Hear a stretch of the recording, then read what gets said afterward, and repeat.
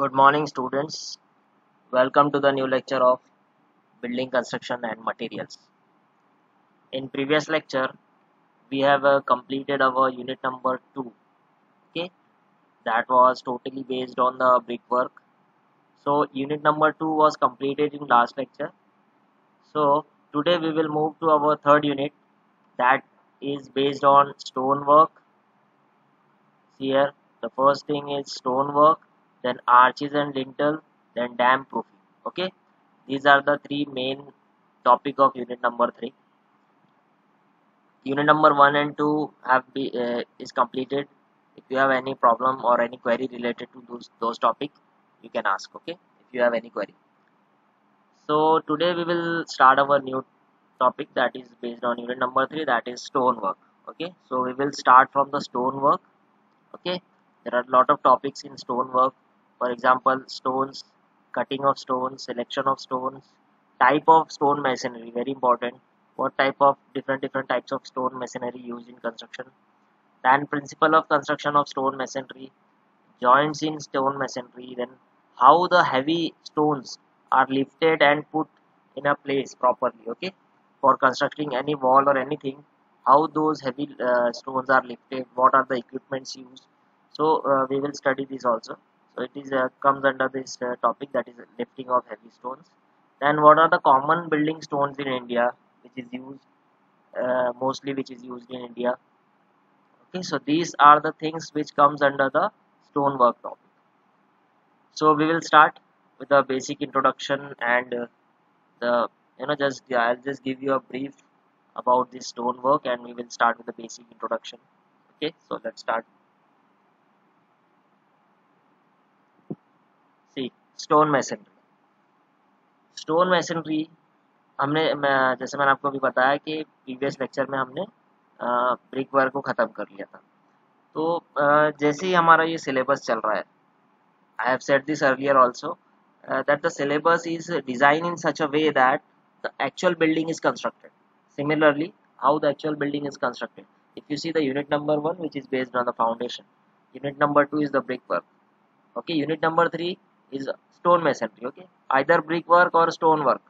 Okay, so if you have studied the brickwork, similarly you have to study the stonework also, because it is also the part of building construction. So how these stones are used, how it is arranged, these comes under this stone masonry topic. तो हमने जैसे brick work पढ़े, brick work का एक और alternative क्या है, stone work. ठीक है ना, तो हमको स्टोन वर्क भी पढ़ना पड़ेगा अगर ब्रिक की जगह हम स्टोन वर्क यूज कर रहे हैं। ठीक है, तो जैसे मैंने आपको बताया, जो सिलेबस है हमारा, ये पहले फाउंडेशन है, फिर ब्रिक वर्क है, फिर स्टोन वर्क है, इस तरीके से चल रहा है ये। ठीक है ना, फिर आर्च लिंटल है, फिर डैम प्रूफिंग है। जैसे एक बिल्डिंग बनाई जाती है, उसके हिसाब से इसका सिलेबस डिज़ाइन किया गया। सो यूनिट नंबर 3 आज जो हम स्टार्ट कर रहे हैं वो टोटली स्टोन मैसनरी, और बाकी इसमें आर्च लिंटल वगैरह भी है। ठीक है, तो स्टोन मैसनरी क्या है? देखिए, स्टोन मैसनरी क्या है, ब्रिक को रिप्लेस करके हम सिर्फ स्टोन यूज कर रहे हैं, है ना। ब्रिक को हम रिप्लेस कर दे रहे हैं, instead of using brick we are using stone. Okay, that is called a stone masonry. ठीक है ना, जब स्टोन्स को अरेंज करके एक वॉल बनाई जाए, ठीक है ना, तो उसे हम बोलेंगे स्टोन मैसनरी। चलिए हम देखते हैं इस टॉपिक में और क्या क्या है। देखिए, जैसे कि ये इमेज देख रहे हैं आप ना, इसमें स्टोन्स दिख रहे हैं। अब एक चीज यहाँ पे बड़ी इंटरेस्टिंग है कि स्टोन मैसनरी में ऐसी भी वॉल है जिसमें स्टोन्स के साइजेस अलग अलग है ना। स्टोन्स के साइजेस अलग अलग करके उनको अरेंज करके इस तरीके से वॉल बनाए। जनरली एक ही रेगुलर साइज के भी स्टोन यूज करते हैं। वो हम जब टाइप्स ऑफ स्टोन मैसनरी देखेंगे, उसमें हम ये चीज देखेंगे कि कई दफा अलग अलग साइज के स्टोन्स भी यूज करते हैं वॉल में, कई दफा एक ही साइज के स्टोन यूज करते हैं। ठीक है ना, तो ये स्टोन मैसनरी की खासियत है। इसमें अलग अलग टाइप के मैसनरी आप बना सकते हैं, अलग अलग टाइप के स्टोन, अलग अलग साइज के स्टोन भी यूज कर सकते हैं। So let's see this brief introduction. See, stone masonry, the construction of stones bonded together with mortar is termed as stone masonry, where the stones are available in abundance in nature. On cutting and dressing to the proper shape, they provide an economical material for construction of various building components such as walls, column, footing, arch, lintel, beams, etc. ठीक है, ये जो कुछ lines है इसे हम break करते हैं इस लाइंस को और इसको समझने की कोशिश करते हैं। देखिए, कंस्ट्रक्शन ऑफ स्टोन्स, ठीक है ना, कंस्ट्रक्शन ऑफ स्टोन्स मैसनरी, यहाँ पे जो वर्ड आना चाहिए वो construction of stone masonry bonded together, construction of stones bonded together, यानी कि एक साथ इनको बाइंड किया जाता है, कंबाइंड किया जाता है विथ मॉर्टर, यानी कि इसमें मॉर्टर भी यूज किया जाता है, इस टर्म्ड एज स्टोन मैसनरी। ठीक है ना, इतना समझ में आया। जैसे कि हम इस इमेज को फिर से देखते हैं, यहाँ पे क्या करते हैं, बीच में जैसे ब्रिक में हम क्या करते थे, मॉर्टर फिल करते थे ना, जैसे एक ब्रिक का कोर्स बना, एक ब्रिक रखे उसके साइड्स में पूरा मॉर्टर प्रोवाइड करे, ऊपर नीचे पूरा मॉर्टर से कवर किए, तभी तो जाके वो एक दूसरे से बाइंड होंगे, नहीं तो स्टोन एक दूसरे से कैसा बाइंड होंगे, या ब्रिक एक दूसरे से कैसा बाइंड हो जाएगी। बाइंड करने का जो हम यूज कर रहे हैं कॉन्स्टिट्यूएंट बाइंड करने के लिए, वो मॉर्टर है, सीमेंट मॉर्टर है, लाइम मॉर्टर है, जो भी चीज़ है वो दो ब्रिक को या दो स्टोन को बाइंड करती है। तो यहाँ पे भी स्टोन मैसनरी में भी मॉर्टर यूज होता है, ठीक है ना, मॉर्टर का यूज करेंगे बाइंड करने के लिए स्टोन्स को, जैसे ब्रिक में होता है, ठीक है ना। उसके बाद उसे हम बोलते हैं stone masonry. Where the stones are available in abundance in nature, अब ये कहाँ मैक्सिमम यूज करते हैं, जहाँ पे स्टोन्स बहुत ज़्यादा अवेलेबल हो, स्टोन्स की क्वेरी हो, जहाँ पे स्टोन्स आपको अवेलेबिलिटी जो स्टोन्स की है वो आसानी से अवेलेबल हो जाए, स्टोन आस पास मिल जाए आपको, क्योंकि स्टोन्स को ट्रांसपोर्ट करने का खर्चा बहुत हो जाएगा, है ना। इसको ट्रांसपोर्ट करना आसान तो है नहीं, ब्रिक के जैसी, स्टोन बड़े होते हैं, भारी होते हैं, लिफ्ट करना, कोई भी ट्रांसपोर्टेशन व्हीकल में डालना, इसका मतलब इसका कॉस्ट बहुत बढ़ जाएगा। तो स्टोन मैसनरी यूज उस जगह पे ज़्यादा की जाती है जहाँ पे स्टोन्स नेचर में अबेंडेंस इन नेचर, यानी कि काफ़ी ज़्यादा अवेलेबल है, ठीक है। उसके बाद देखिए, यहाँ पे सेंटेंस खत्म होता है, उसके बाद on cutting and dressing to the proper shape they provide an economical material for construction of various building components such as walls, columns, beam etcetera. इसका मतलब मैं आपको समझाता हूँ। जब स्टोन आपको एक मिल गया, जैसे कि हम एक एग्जांपल ले लेते हैं, जैसे कि आपने स्टोन जो क्वेरी से निकाले वो कुछ इस शेप का है, अब ये सपोज इस शेप का कोई स्टोन मिल गया आपको, है ना। अब इस शेप का स्टोन तो बिल्डिंग में यूज नहीं करेंगे ना, हमको इसको काटना पड़ेगा, तो हम इसको इस तरीके से बनाएंगे कि हमको एक प्रॉपर शेप इससे मिल जाए। जैसे कि आपने ये स्टोन आपको मिल गया, ये आपने स्टोन निकाल लिए, ठीक है, लेकिन हम इसको क्या करेंगे, एक प्रॉपर शेप देंगे, हम इस मटेरियल में से भी एक प्रॉपर शेप के साथ इसको काटेंगे, ठीक है, इस कुछ इस तरीके से, और इस तरीके से ऐसे ब्लॉक्स बना सकते हैं स्टोन के, ठीक है ना, इस तरीके से हम स्टोन्स के ब्लॉक बना देंगे।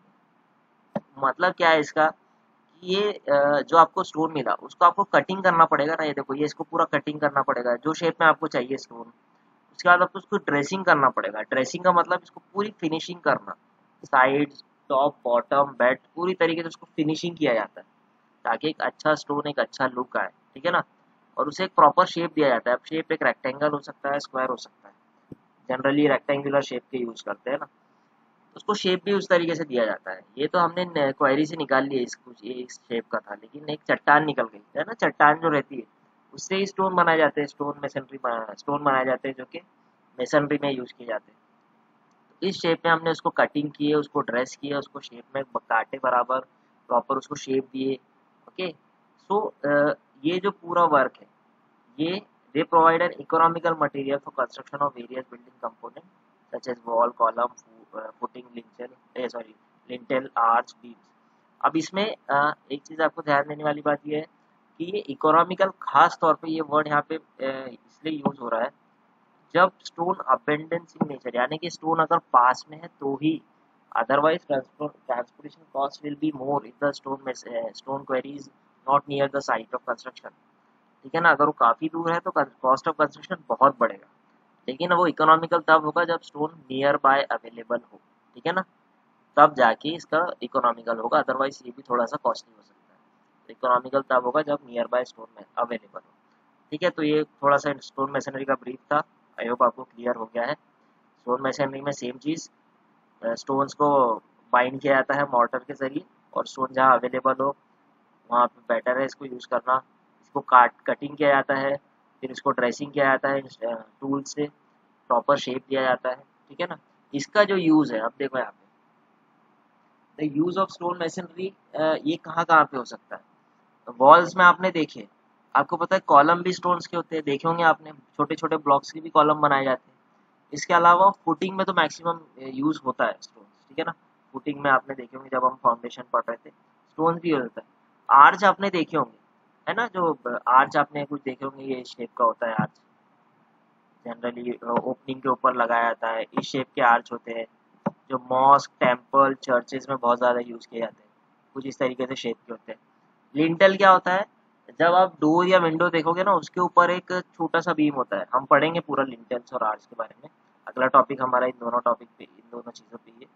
उसके अलावा बीम भी हो सकते हैं स्टोन के, ठीक है, तो ये अलग अलग कंपोनेंट हो सकते हैं, ठीक है। चलिए ठीक है, अब हम आगे बढ़ते हैं और देखते हैं नेक्स्ट इज यूजेस। देखो स्टोन अभी जो हमने पढ़े वैसे ही कुछ है, कहाँ पे यूज करेंगे। बिल्डिंग फाउंडेशन में अभी मैंने बताया, वॉल्स में तो यूज होता ही है। आपको याद होगा पियर्स फाउंडेशन, फाउंडेशन में हमने पढ़े थे पियर्स, जो कि ब्रिज के फाउंडेशन होते हैं, बड़े बड़े हैवी लोड स्ट्रक्चर के फाउंडेशन होते हैं। पिलर्स के लिए आर्किटेक्चरल वर्क में मैक्सिमम यूज होता है। जैसे कोई एलिवेशन बनाना है घर का, उस एलिवेशन को अच्छे से बेहतरीन लुक देना है, आपको बहुत अच्छा लुक देना है, अपीयरेंस अच्छा देना है, तो हम स्टोन वर्क को प्रॉपरली उसको यूज करते हैं, ठीक है। आर्किटेक्चरल व्यू के लिए स्टोन्स बहुत अच्छा है, क्या आप खुद ही सोचिए, देखेंगे कि स्टोन मेसनरी ज़्यादा अच्छे से दिखती है as compare to brick masonry. इसके अलावा जैसे मैंने आपको बताया लिंटल्स, ठीक है ना। लिंटल्स आप देखे होंगे कि कोई भी एक डोर, आप जैसे कि ये डोर या विंडो है, इसके ऊपर एक छोटा सा बीम होता है, हमेशा देखोगे आपने, याद करेंगे तो आपको याद आ जाएगा, एक छोटा सा इस तरीके से बीम होता है,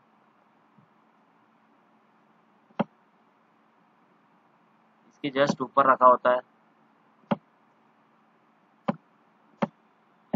ठीक है। ये कुछ इस तरीके से एक छोटा सा बीम होता है, सीमेंट कंक्रीट का हो सकता है, अलग अलग मटेरियल का, सब ये स्टोन्स का हो सकता है, स्टोन्स के भी यूज होता है। डोर या विंडो दोनों के ऊपर ये बीम होता है, फिर इसके ऊपर वॉल होती है ना, ठीक है ना, ताकि वॉल डायरेक्ट, वॉल का लोड इस पे ना आए। फिर क्या होता है मालूम, क्या ये क्यों करते हैं हम लोग, ये जो लोड आ रहा है वॉल का, ये जो लोड आ रहा है, ये साइड में इस तरीके से वो ट्रांसफर करता है, ठीक है ना। अगर ये लिंटल ना होता तो क्या होता, लोड नीचे की तरफ आता और डोर को प्रॉब्लम हो जाती, डोर या विंडो ब्रेक हो सकता था।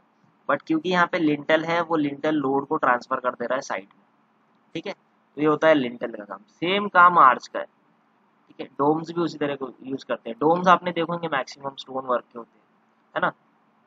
इसके अलावा रूफ और रूफ कवरिंग आप देखे होंगे, रूफ जो छतों की, जो छत के ऊपर जो मटेरियल यूज करते हैं, जीआई शीट, सीमेंट कंक्रीट की शीट यूज करते हैं ना, ये सीआई शीट वगैरह, बहुत सारी जीआई शीट, ये बहुत सारी शीट्स ऐसी है जो सीमेंट कंक्रीट की शीट्स होती है, ठीक है ना। रूफ कवरिंग मटेरियल आपने देखे होंगे, जो जिसे हम स्लेट्स बोलते हैं, जिसे कवेलू बोलते हैं हिंदी में, ये रूफ कवरिंग मटेरियल भी स्टोन्स का होता है।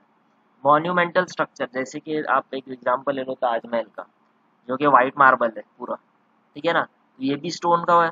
मॉन्यूमेंट में ताजमहल हो गया, लाल किला, ये लाल किला जैसे कि सैंडस्टोन का है पूरा, तो स्टोन्स मटेरियल का बना गया। बड़े बड़े structures, monumental structures, they made of stone masonry, ठीक है।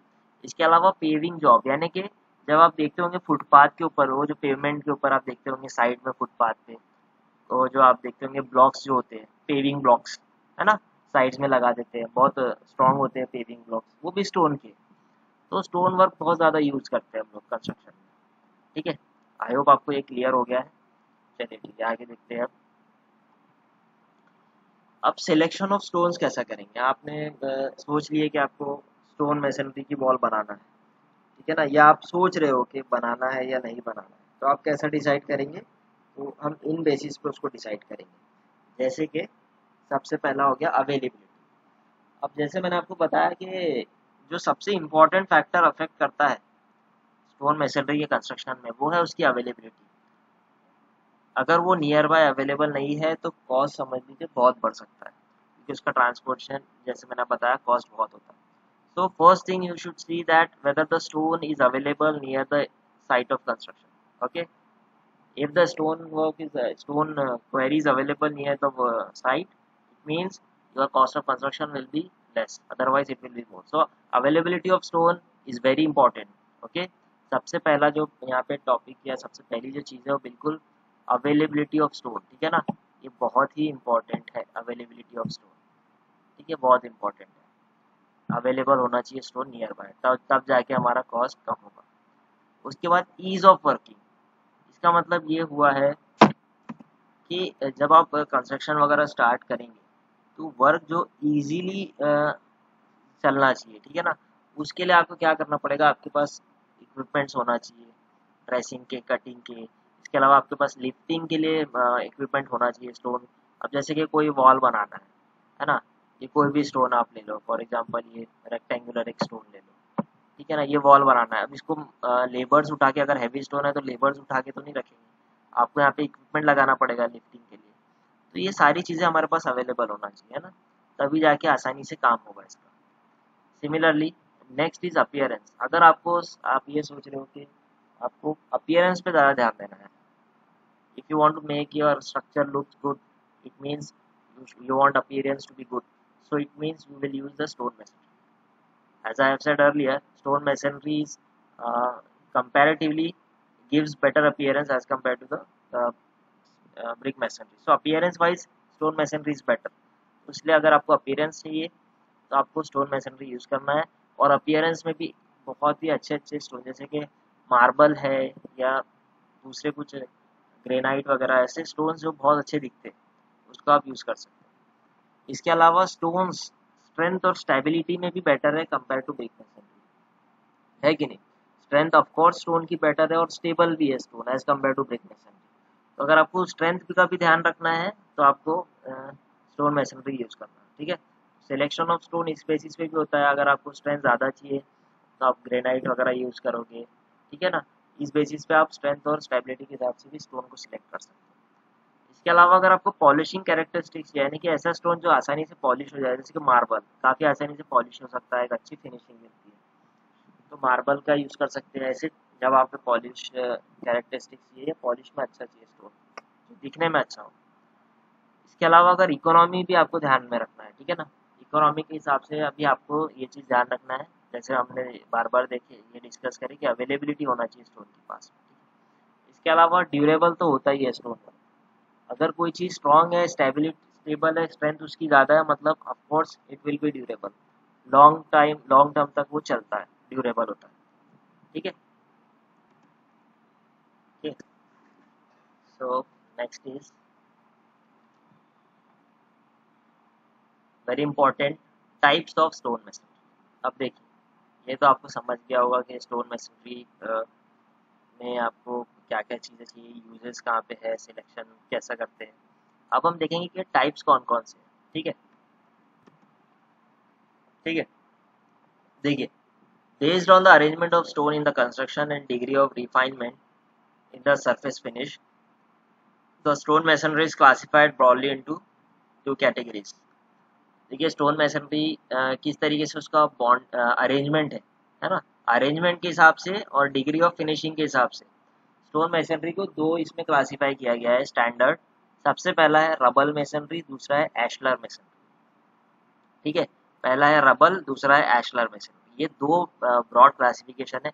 इसके अंडर में काफ़ी अलग अलग क्लासिफिकेशन है, लेकिन जो दो मेन क्लासिफिकेशन हमेशा याद रखेंगे, रबल और एशलर, दो बेसिक है ना, इसके अंदर फिर अलग अलग कैटेगरी में आते हैं। So first is the rubble, second is the ashlar. So let's see the detailed classification here. So stone masonry is broadly classified into rubble and ashlar masonry. Okay, so in rubble masonry there are three types of stone masonry. First is the, actually five types. Okay, five types of stone masonry. First is the random rubble masonry. सबसे पहला random rubble masonry है, उसके बाद square rubber masonry है, उसके बाद polygonal rubble masonry है, after that flint rubble masonry, then fifth is dry rubble masonry, यानी कि तकरीबन पांच classification, five types of rubble masonries आते हैं। सो सबसे पहले जैसे कि रैंडम रबल मैसनरी, इसमें भी दो टाइप आते हैं, कोर्स्ड अनकोर्स्ड। सिमिलरली स्क्वायर में भी दो टाइप आते हैं, कोर्स्ड अनकोर्स्ड, ठीक है। सिंपल है बहुत, कोई इसमें प्रॉब्लम की बात नहीं है, आसानी से आपको समझ जाएगा। तो रबल मेसनरी में पांच है, ठीक है, इतना याद रखना है। उसके अलावा एशलर में छह क्लासिफिकेशन, छह अलग अलग टाइप के एशलर मेसनरी। सबसे पहले देखिए ashlar fine tool, ashlar rough tool, ashlar rock और quarry, ashlar facing, ashlar chamfered, ashlar block in course. तो इस तरीके से 6 टाइप की क्लासिफिकेशन एशलर में है और 5 टाइप की क्लासिफिकेशन रबल मेसनरी। कोई ज़्यादा इसमें प्रॉब्लम की बात नहीं है, आपको आसानी से समझ जाएगा सारी चीज़ें। चलिए हम अब एक एक करके हर एक क्लासिफिकेशन, हर एक टाइप की रबल मेसनरी देखते हैं और एशलर मेसनरी। तो सबसे पहला जैसे हम रबल मेसनरी के बारे में पढ़ेंगे, सबसे पहले हम देखेंगे कि रबल मेसनरी क्या होती है। सबसे पहले रबल में हम देखेंगे ये वाली, यानी कि सबसे पहले हम देखेंगे यहाँ पे रैंडम रबल मेसनरी। ठीक है, रैंडम रबल मेसनरी देखेंगे। सी रैंडम रबल मेसनरी। देखिए रैंडम रबल मेसनरी नाम से ही लग रहा है रैंडमली जो स्टोन्स को हम यूज करते हैं। ठीक है, ठीक है ना। रबल का मतलब ही रॉक होता है, एक तो आप याद रखेंगे कि ब्रोकन रॉक, रबल का मतलब होता है ब्रोकन रॉक, जैसे आप बोल सकते हो। तो रबल का मीनिंग होता है ब्रोकन रॉक वगैरह। ठीक है, अब यहाँ पे जैसे नाम से इंडिकेट हो रहा है random rubble masonry, randomly stone rubble को हम यूज करेंगे, इसमें रैंडम रबल का यूज करेंगे। ठीक है, इसमें देखो क्या होता है। In this category the stones are used either undressed or roughly dressed, having a wider joint. This can be further subdivided as coursed, uncourse। जैसे हमने अभी देखे कि रैंडम रबल में भी दो टाइप है, कोर्स और अनकोर्स के। तो हम देखते हैं कि इसमें कौन कौन से, लेकिन इससे पहले कुछ यहाँ पे लिखा था, जैसे कि इसमें ऐसे स्टोन्स यूज करते हैं जो कि अनड्रेस्ड, यानी कि जिसकी ड्रेसिंग नहीं हो, जिसकी फिनिशिंग ना हो, है ना, जिसको फिनिशिंग ना किया हो, जैसा हमको अवेलेबल है वैसी हमने स्टोन यूज की है। रफ स्टोन है, साइड से रफनेस है, ऐसे स्टोन है। और कुछ ऐसे भी स्टोन यूज करते हैं जो कि बहुत ही कम जिसकी ड्रेसिंग की गई है। ठीक है ना, और जिनके जॉइंट्स थोड़े से, और इसमें जॉइंट जो है वो वाइडर होते हैं। ठीक है ना, स्टोन थोड़े से दूरी पे रखे जाते हैं, जॉइंट्स थोड़े से बड़े होते हैं। तो ये दो टाइप में क्लासीफाई की जाती है। सबसे पहले अनकोर्स और कोर्स, दो टाइप है। ठीक है ना, सबसे पहले हम देखते हैं कोर्स क्या होता है। ठीक है ना, कोर्स रबल मेसनरी क्या होती है। सबसे पहले कोर्स समझने के लिए ना आपको एक चीज समझा दूं कि कोर्स का मीनिंग क्या होता है। हमने ब्रीक में भी देखे थे, एक लेयर। कोर्स को हम कैसा डिफाइन कर सकते हैं, कोर्स मतलब बोल सकते हो आपके लेयर है, लेयर्स बोल सकते हो, लेयर में। ठीक है, इसको हम बोल सकते हैं कोर्स करके। तो कोर्स में जैसे कोर्स और रैंडम रबल मेसनरी क्या होता है, the random rubble masonry in which stones are laid in layers of equal height is called as random rubble masonry. इसमें हम क्या करते हैं, जैसे कि इमेज में देख रहे हो आप, ये जो लेयर्स है, ये एक लेयर हो गया, ये दूसरा लेयर हो गया। हर एक लेयर की जो हाइट है उसको हम एक ही रखते हैं, इक्वल हाइट पर रखते हैं। ठीक है ना, ये जो लेयर है, जैसे कि ये एक लेयर, दो लेयर है, थर्ड लेयर, ये कंटिन्यूएशन में ऊपर में। ठीक है, तो ये जो हाइट हो गई, ये जो डिस्टेंस हो गया इनका, ठीक है ना, ये जो हाइट हो गई, ये जो डिस्टेंस हो गया, वर्टिकल डिस्टेंस जो हो गया, ठीक है, ये जो डिस्टेंस हो गया, ये सबके सेम होते हैं लेयर्स के। तो ये जो लेयर है ये कितना होता है, 30 to 45 सेंटीमीटर थिकनेस। ठीक है ना, ये जो लेयर होता है 30 to 45 सेंटीमीटर इनकी थिकनेस होती है, वेरी करता है 30 से लेके 45 तक। ठीक है ना, the stones are laid in somewhat level course, तो इसको हम लेवल में रखते हैं एक ही इसमें। ठीक है ना, इसको बोलते हैं लेवल में रखना, कोर्स में रखना। इसके बाद header of one course height are placed at certain interval, the stones hammer are dressed. देखिए स्टोन हैमर्स आर ड्रेस्ड, इसका मीनिंग क्या है कि देखो यहाँ पे ये जो लास्ट वाले स्टोन्स है, ठीक है ना, जो कोर्स से खत्म हो रहे हैं, जहाँ पे बीच में जहाँ से कोर्स शुरू हो रहा है, उसको हमको हैमर ड्रेस करना पड़ेगा। हैमर ड्रेस मतलब हथौड़े से इनकी ड्रेसिंग करना, इनको एक फिनिशिंग देना, नीचे फ्लैट करना है इसको। क्योंकि अगर यहाँ पे हम कुछ अलग राउंड रख देंगे, एकदम फ्लैट नहीं रखेंगे, तो वो लेयर में मेंटेन नहीं रहेगा। तो ये जो नीचे वाले स्टोन्स है, ये जो टॉप के और बॉटम के, इसको प्रॉपरली हमको थोड़ा सा हैमर ड्रेस करना है, इनको फ्लैट करना है। ठीक है, तो ये कोर्स रबल मेसनरी है। समझ गया होगा आपको कि इसमें लेयर्स में हम यूज़ करते हैं। स्टेबिलिटी की जहाँ तक बात की जाए तो use for construction of residential building, या सॉरी सूटेबिलिटी की अगर बात की जाए तो ये कहाँ पे यूज़ करते हैं, construction of residential building, godown में, बाउंड्री वॉल में। बाउंड्री वॉल आपने देखे होंगे, बड़े बड़े ग्राउंड्स की बाउंड्री वॉल देखे होंगे, उसमें ऐसे ही कुछ रैंडम रबल मेसनरी यूज़ करते हैं ना। आप देखोगे क्रिकेट खेलने गए होंगे कभी, तो ग्राउंड्स देखे होंगे, स्कूल के ग्राउंड्स देखे होंगे, वहाँ पे जनरली इस तरीके से रैंडम रबल मेसनरी यूज़ करते हैं। तो इसकी सूटेबिलिटी क्या है, use for construction of either for residential building also, godown, boundary wall, यहाँ पे यूज़ करते हैं। ठीक है, नेक्स्ट इज अनकोर्स। अभी हमने देखे कि कोर्सेज में अरेंज किया, अब देखते हैं कि अनकोर्स में कैसा अरेंज करते हैं। देखो यहाँ पे कोर्स आपको समझ में आ गया। अब अनकोर्स क्या होता है, देखो uncoursed random rubble masonry. The random rubble masonry in which stones are laid without forming courses is known as uncoursed random rubble masonry. अब आप इसको ध्यान से देखो, इस इमेज को देखो पहले, यहाँ पे कहीं भी अभी आपको कोई लेयर नहीं दिख रहा है, कोई कोर्स नहीं दिख रहा है, रैंडमली स्टोन अरेंज है, अनकोर्स। ओके, अनकोर्स अरेंज है, कोई भी इसमें लेयर नहीं है, ठीक है ना। कहीं पर भी स्टोन, कोई भी स्टोन कहीं से भी शुरू होके इस अरेंजमेंट कुछ इस तरीके से, आपको ये भी एक दिख रहा है अरेंजमेंट इसका, ठीक है। तो ये देखिए, ये होता है अनकोर्स रैंडम रबल मेसनरी, ठीक है। इसमें देखिए आगे फिर, this is the roughest and the cheapest type of masonry and is of varying appearance. ये सबसे चीपेस्ट टाइप का है, ठीक है ना, और रफेस्ट है, मतलब इसको कोई फिनिशिंग नहीं होती, कुछ नहीं होती है, रफली हम इसको, जहाँ पे इम्पोर्टेंट नहीं है वहाँ पे हम, स्ट्रक्चर इतना इम्पोर्टेंट नहीं है वहाँ पे मैक्सिमम यूज़ करते हैं, ठीक है ना। इसका अपीयरेंस अलग अलग तरीके से हो सकता है, कुछ अच्छा भी दिखा सकते हैं, कुछ खराब भी दिखता है, अलग अलग अपीयरेंस हो सकता है। The stones use in masonry are of different size and shape, सबसे इम्पोर्टेंट चीज़ यहाँ पे भी और इसके ऊपर भी। आप एक चीज़ यहाँ पे ध्यान दीजिए कि स्टोन के साइजेस अलग अलग है।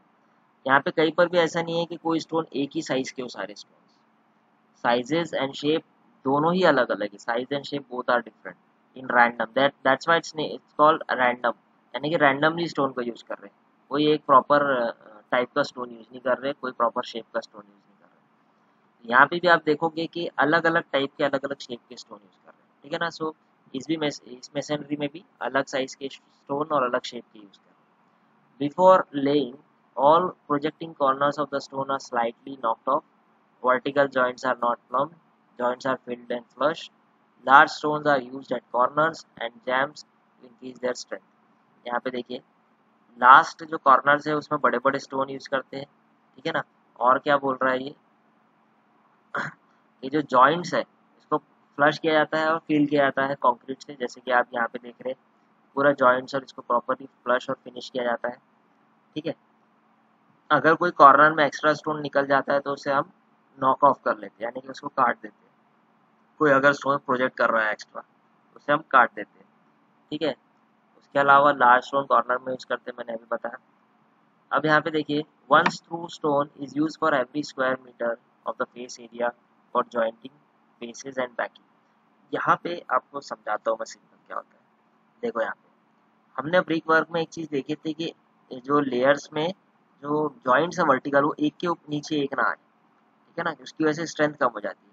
तो जैसे आप स्टोन मेसनरी का भी अरेंज कर रहे हैं ना, तो जॉइंट्स एक के नीचे एक ना आए, जैसे कि ये जॉइंट है वर्टिकल, यहाँ पे रुक रहा है, लेकिन यहाँ पे वर्टिकल जॉइंट नहीं है, तो ये वर्टिकल जॉइंट कंटिन्यूस एक के नीचे एक ना आए, ठीक है ना। To avoid the vertical joints coming one over each other, we will use this method that is called as throw stone. Throw stone, जैसे कि ये बॉन्ड स्टोन है ना, ये बड़ा सा स्टोन है, इसको हम यूज करते हैं, इसको बोलते हैं थ्रो स्टोन। ये क्या करता है कि वर्टिकल जॉइंट को एक के नीचे एक आने से रोक देता है। ये बड़ा सा स्टोन है, इसको बोलते हैं थ्रो स्टोन, बॉन्ड स्टोन, ठीक है ना, ये भी बोल सकते हैं इसको। समझ गए आप लोग। तो ये क्या करता है, वर्टिकल जॉइंट को एक के नीचे एक आने से रोक देता है। जैसे कि ये इमेज देखो, यहाँ पे रैंडम अनकोर्स रबर में से, यहाँ पे देखो ये इतना लंबा सा जो स्टोन है, एक थ्रो स्टोन की तरह काम कर रहा है, ठीक है। वर्टिकल जॉइंट्स को ब्रेक करता है, बड़े बड़े जॉइंट्स को, ठीक है। ये थ्रो स्टोन की तरह काम करता है। तो ये रैंडम अनकोर्स रबर मेसनरी, ठीक है। आई होप आपको ये समझा है। इसके अलावा इसकी सुटेबिलिटी ये कहाँ यूज करते हैं, तो ये जो है use for construction of walls of low height in case of ordinary building, जहाँ पे हाइट नहीं है ज़्यादा, जैसे कि कंपाउंड वॉल, जैसे कोई आप देखते होंगे मैक्सिमम कोई किले के पास अगर आप जाओगे, कोई फोर्ट के पास, फोर्ट वगैरह गए होंगे, वहाँ पे आप देखोगे इस तरीके की वॉल्स बहुत कॉमन है, ठीक है ना। इस तरीके की जो स्टोन वॉल्स है बहुत कॉमन है। तो जहाँ पे हाइट इतनी इम्पोर्टेंट नहीं है या कम हाइट की वॉल जैसे कि बाउंड्री वॉल वगैरह है, तो वहाँ पे हम ये रैंडम जो है अनकोर्स रबर मेसनरी का यूज कर सकते हैं, ठीक है। चलो ठीक है, आगे बढ़ते हैं। इसके बाद आती है स्क्वायर रबर मेसनरी। इसमें भी दो टाइप है स्क्वायर रबर मेसनरी में, एक अनकोर्स्ड है और एक कोर्स्ड। तो पहले हम इसमें देख लेते हैं कि अनकोर्स्ड क्या होता है। नाम थोड़ा ध्यान में रखिए, इसमें पहले अनकोर्स्ड के बारे में पढ़ रहे हैं हम, ठीक है। अनकोर्स रबल मेसनरी क्या होता है, जो कि हम बात कर रहे हैं अभी, स्क्वायर रबल मेसनरी। देखो यहाँ पे रबल मतलब स्टोन होता है। अब यहाँ पे एक वर्ड आ गया रैंडम की जगह रिप्लेस हो गया स्क्वायर से, random is being replaced by square. So square masonry क्या होता है, नाम से इंडिकेट हो रहा है, कुछ तो भी स्क्वायर शेप के हो सकते हैं स्टोन, है ना, ऐसे ही कुछ लग रहा होगा आपको। चलो देखते हैं। The square trouble masonry which hammer dressed stones are laid without making courses is called as uncoursed rubble masonry.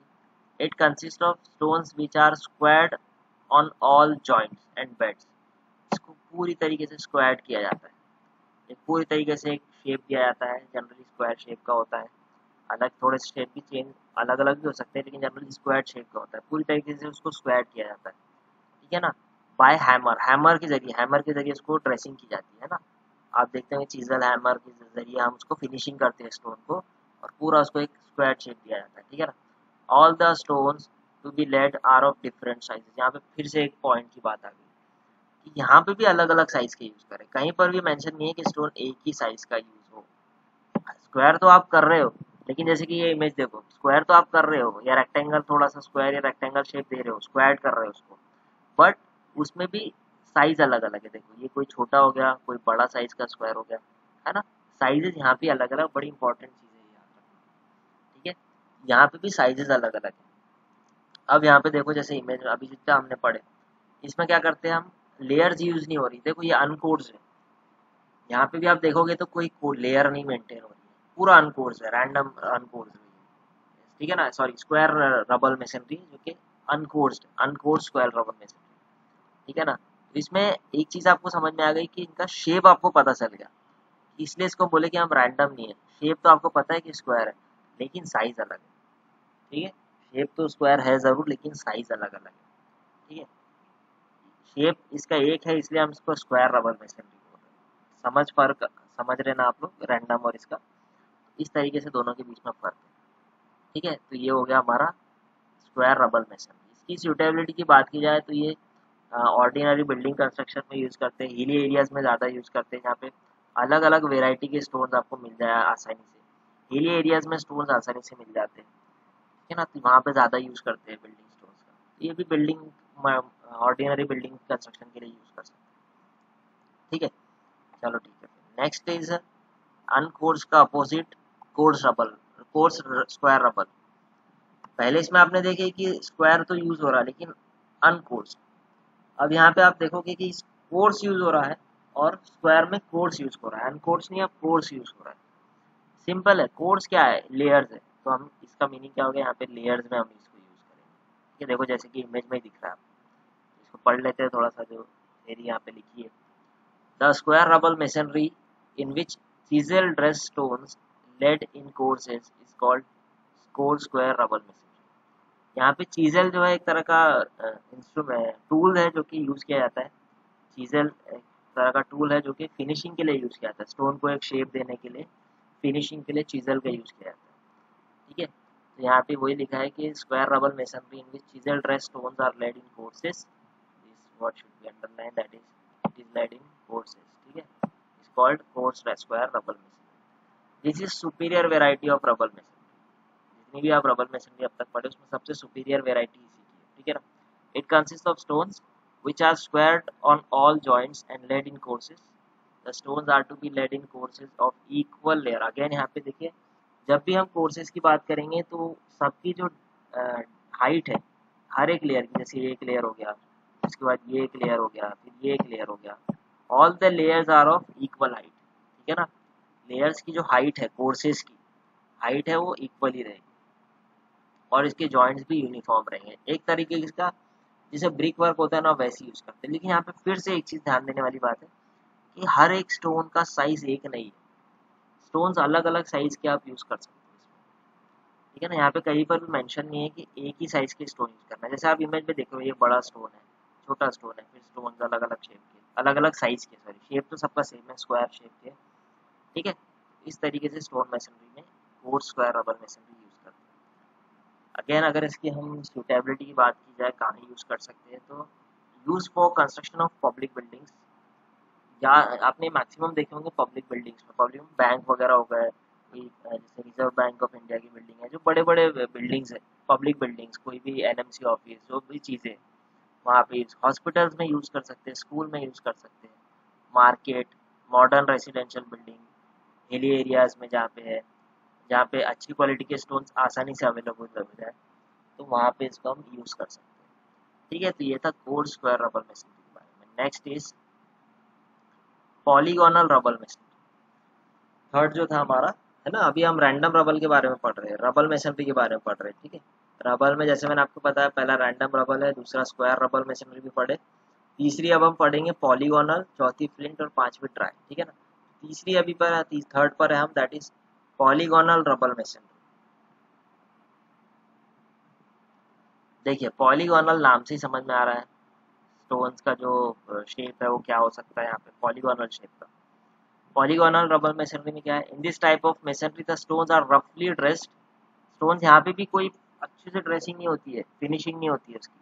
Dressing और फिनिशिंग ये एक ही बात है ऑलमोस्ट।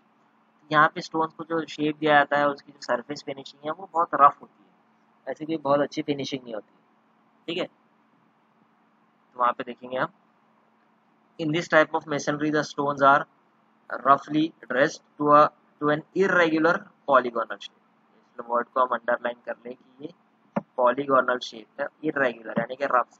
ठीक है ना, रफ शेप का, पॉलीगोनल शेप का रफ स्टोन यूज करते हैं हम इसमें। The stones should be so arrange as to avoid long vertical joints in the face of work and to break joint as much as possible। यहाँ पे भी जो वर्टिकल जॉइंट्स है ना, वो एक के नीचे एक नहीं आना चाहिए। ठीक है ना, उसको भी ब्रेक करना है हमको, तो वो ब्रेक करने के लिए हमको इसमें कोई थ्रो स्टोन यूज नहीं करना है, इसमें हम आसानी से ब्रेक कर सकते हैं। अरेंजमेंट, यहाँ पे स्किल लेबर्स रखते हैं हमको अरेंज करने के लिए। ठीक है, small stone chips use to you should not use to support the stones on the facing as shown in the figure. यहाँ पे आप देख रहे होंगे कि कोई छोटे छोटे चिप्स स्टोन की यूज नहीं की, बड़े बड़े स्टोन है। तो आप देख सकते हैं यहाँ पर, देखिए यहाँ पे ये इमेज में देख सकते हैं आप, पॉलीगोनल शेप के स्टोन यूज किए जाते हैं। ठीक है ना, अब इसकी सूटेबिलिटी की बात की जाएंगे, तो आप देखते होंगे कोई पुराने पुराने जो स्ट्रक्चर्स है ना, ओल्ड स्ट्रक्चर्स में जनरली इसका यूज किया जाता है। म्यूजियम्स है पुराने, वहाँ पे मैक्सिमम इस एक अच्छा लुक देने के लिए इसका यूज किया, क्योंकि ये लुक दिखने में अच्छा लगता है। ठीक है ना, पॉलीगोनल शेप जो है अच्छा लगता है दिखने में। ये होता है पॉलीगॉन शेप के, जब स्टोन यूज करेंगे तो उसको हम बोलते हैं polygonal rubber mason. Next is flint rubber mason. ठीक है, फ्लिंट जो है ना एक तरह का चमकीला स्टोन है। ठीक है, फ्लिंट जो है ना एक तरह का चमकीला स्टोन है। ठीक है, जो कि क्वार्ट्ज से बना होता है, चमकीला स्टोन, उसको बोलते हैं फ्लिंट। ठीक है ना, ये भी यूज किया जाता है, इसके बारे में हम देख लेते हैं। This type of masonry use in areas where the flint is available in plenty. अब जहाँ पे फ्लिंट स्टोन मिल रहा है, जो चमकीला पत्थर जिसको बोलते हैं, क्वार्ट्ज से बना होता है, मिनरल कंपोजिशन इसका, तो ये जो है जहाँ पे अवेलेबल है वहाँ पे इसका मैक्सिमम यूज करते हैं। ये क्या होते हैं, these are irregularly shaped nodules of silica. ठीक है ना, सिलिका का होता है ये। These are extremely hard but brittle and therefore may break easily. देखिए हार्ड तो होते हैं, हार्ड और ब्रिटल होने में फर्क है। ठीक है ना, जरूरी नहीं जो चीज़ बहुत हार्ड है वो स्ट्रॉन्ग होगी। हार्ड बहुत होता है बट आसानी से ब्रेक हो जाता है, ब्रिटल होता है। ठीक है ना, the flint stones varying in thickness from 18 to 15 centimeter or and the length is from 15 to 30 centimeter are arranged in the facing form of coarse or uncoarse। अब ये भी क्या है कि कोर्स भी यूज कर सकते हैं, अनकोर्स भी यूज कर सकते हैं। जैसे कि ये इमेज में आपको दिख रहा होगा अनकोर्स है, लेकिन इस इमेज में देख रहे होंगे आप कि कोर्स में यूज कर रहे हैं, एक एक लेयर में यूज कर रहे हैं। तो फ्लिंट जहाँ पे अवेलेबल है वहाँ पे हमको यूज कर सकते हैं, कोई इसमें प्रॉब्लम नहीं है। ठीक है, लेकिन ये थोड़ा सा ध्यान देने वाली बात है कि आसानी से ब्रेक भी हो जाता है। ठीक है, तो ये this is the flint rubber masonry. Last वाली जो हम इसमें देखेंगे रबर मेसनरी में, वो है dry rubber masonry.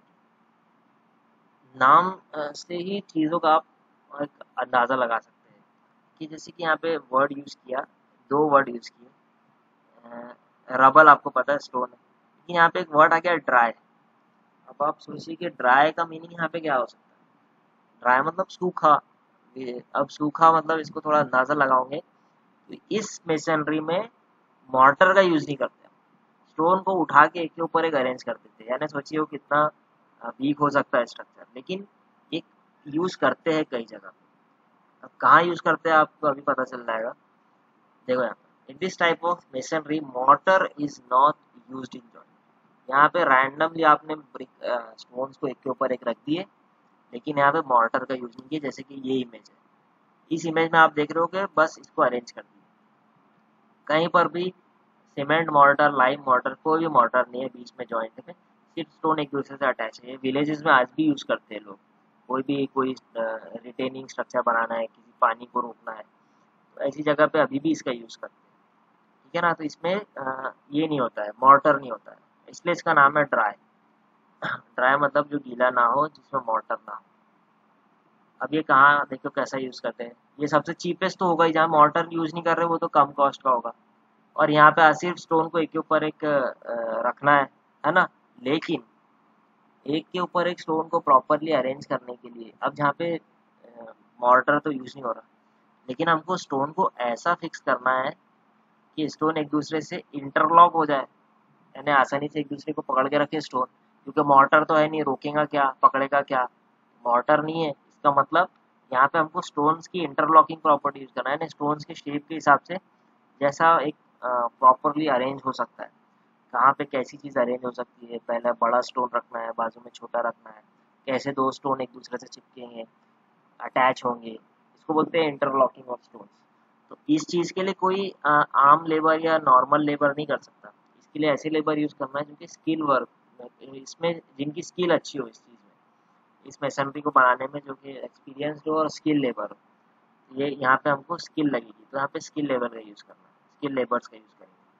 This may be used for non-load bearing wall such as compound wall, retaining wall, earthen dam and canal stop। अब यहाँ पे इस वॉल के ऊपर ऐसी जगह कि यहाँ पे डायरेक्ट लोड ना आ रहा हो, कि यहाँ पे ऐसा डायरेक्ट लोड ना आ रहा हो। जैसे कि आप देखते होंगे ये जो कोई भी चीज़ को रोकने के लिए रिटेनिंग वॉल, मतलब जैसे कि यहाँ पे कोई मिट्टी वगैरह है, कोई बड़ा सा कोई भी आप बोल सकते हो स्लोपिंग कोई सरफेस है, उसको रोक के रखना है, रिटेन करके रखना है, तो ऐसी वॉल बना सकते हैं।